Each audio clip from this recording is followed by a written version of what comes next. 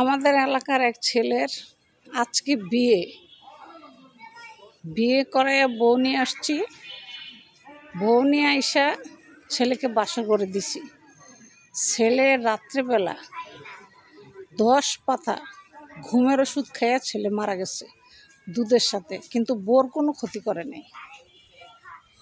কারণ ওই ছেলে এক মেয়ের সাথে প্রেম করত, কিন্তু সেই মেয়ের বিয়ে হয়ে গেছে অন্য জায়গায়। এই জিনিসটা ছেলে আসলে মানতে পারে নাই।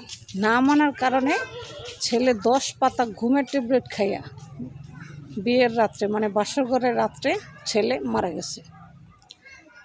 এই যে ছেলে কাজটা করলো, একটা মেয়ের জন্য তার জীবনটা দিয়ে দিল। একবার চিন্তা করলো না যে আমি একটা মেয়ের জন্য জীবনটা দিচ্ছি। আজকে 27-28 বছর আমার বাবা মা পালছে, তাদেরও তো আমার উপরে একটা দায়িত্ব বা অধিকার বোধ আছে। ছেলে কারো কথাই চিন্তা করলো না করে সে 10 পাতা ঘুমের ট্যাবলেট খেয়ে মারা গেছে।